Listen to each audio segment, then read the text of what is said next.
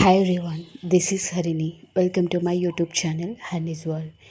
ఈరోజు వీడియోలో నేను చూపించబోయే రెసిపీ ఉప్మా అండ్ చాయ్.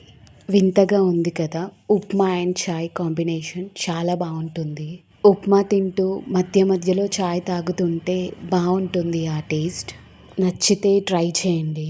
ఉప్మా చాలా వరకు అస్సలు ఇష్టపడరు, కానీ ఆనియన్, పచ్చిమిర్చి అండ్ ఉప్పు ఎలా వేసుకున్నాం అన్నదాన్ని బట్టే ఉప్మా టేస్ట్ ఉంటుంది. మేము మా ఇంట్లో ఎలా చేసుకుంటామో నేనైతే చేసి చూపిస్తాను. అండ్ ఛానల్ని అయితే సబ్స్క్రైబ్ చేసుకోండి. లేట్ చేయకుండా వీడియో అయితే చూసేద్దాం.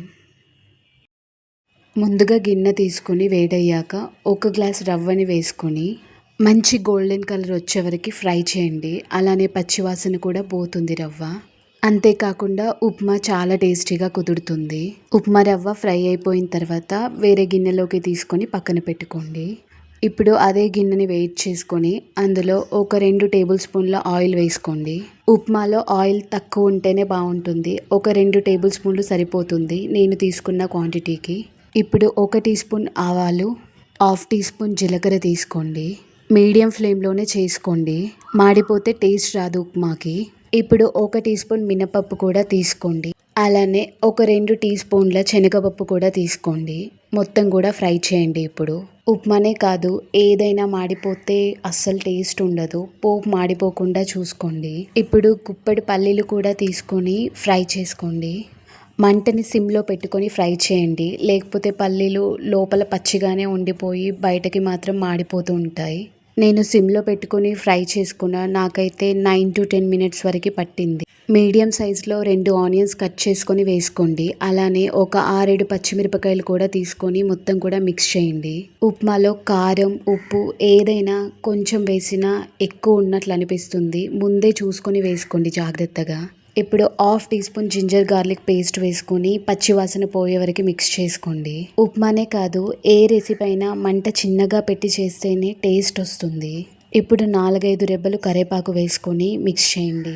చాలా వరకు వంట తొందరగా అయిపోవాలని హై ఫ్లేమ్లో పెట్టి వండుకుంటారు. అదైతే అంత హెల్దీ కాదు. 1 గ్లాస్తో రవ్వ తీసుకున్నాను కదా, ఇప్పుడు 2 గ్లాసులతో వాటర్ తీసుకోండి. 2.5 గ్లాసులైనా పర్లేదు, బాగుంటుంది ఉప్మా. మరి ఎక్కువ వాటర్ యాడ్ చేసుకున్నా టేస్ట్ పోతుంది. వేయాల్సినంత వేస్తే సరిపోతుంది. ఇప్పుడు మీ టేస్ట్కి తగ్గట్టుగా సాల్ట్ వేసుకోండి. సాల్ట్ చూసుకుంటూ జాగ్రత్తగా వేసుకోండి.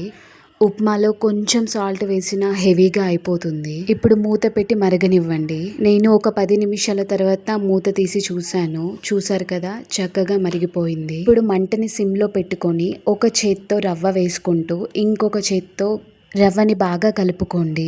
సరిగ్గా కలుపుకోకపోతే వితిన్ సెకండ్స్లో రవ్వ మొత్తం ఉండలు కట్టేస్తుంది. నాకైతే ఉప్మాలో ఎలాంటి వెజిటేబుల్స్ యాడ్ చేసుకోవడం ఇష్టం ఉండదు. ఇలానే చేసుకుంటాను నేను ఎప్పుడు. అప్పుడప్పుడు కొంచెం హెల్దీగా కావాలనుకుంటే క్యారెట్ వేసుకుంటాను, అంతకు మించి నేను వేసుకోను. ఉప్మా అయితే రెడీ అయిపోయింది. ఇప్పుడు వేరే బౌల్లోకి అయితే యాడ్ చేసుకుందాం. ఉప్మా తినడానికి అంతగా ఇష్టపడరు కొందరు. ఆనియన్ కొంచెం ఎక్కువ వేసి చేసుకుంటే ఉప్మా చాలా టేస్టీగా ఉంటుంది. నాకైతే ఉప్మా అండ్ చాయ్ కాంబినేషన్ చాలా చాలా ఇష్టం. ఉప్మా వేడి తగ్గక ముందుకే చాయ్ పెట్టుకుందాం. నేను ఒక 2 టీ స్పూన్ల చాయ్ పత్తి తీసుకుంటున్నా. చాయ్ పత్తి ఎక్కువ వేసుకుంటే చాయ్ టేస్టీగా ఉంటుంది. దాంతోపాటు బాగా మరగాలి. వీడియోలో ఒక క్లిప్ మిస్ అయింది, అదేంటో నేను చెప్తాను. నాకు మా ఆయనకి ఇద్దరికి నేను చాయ్ పెట్టుకుంటున్నా కాబట్టి చాయ్ కప్పులతో 2 గ్లాసుల వాటర్ వేసుకున్నా.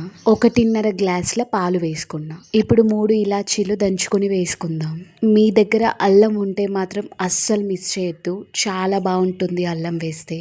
ఒక్కొక్కరు వాళ్ళకి వీలైనట్టుగా పాలతో చాయ్ పెట్టుకుంటారు. కాకపోతే మంచి టీ తాగాలి అనుకున్నప్పుడు మాత్రం ఒక 2-3 సార్లు తాగే కంటే ఒకేసారి మంచిగా తాగండి. ఇప్పుడు గిన్నెలో చాయ్ కనిపిస్తుంది కదా, అది సగం అయ్యే వరకు మరిగినప్పుడు చాయ్ చాలా చాలా టేస్టీగా ఉంటుంది.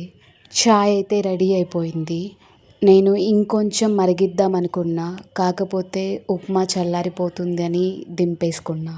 చూసే వాళ్ళకి ఈ కాంబినేషన్ వింతగా అనిపిస్తుందేమో, కానీ ఉప్మా తింటూ మధ్య మధ్యలో చాయ్ తాగుతుంటే చాలా బాగుంటుంది. నచ్చితే ట్రై చేయండి. And please subscribe to my channel Honey's world.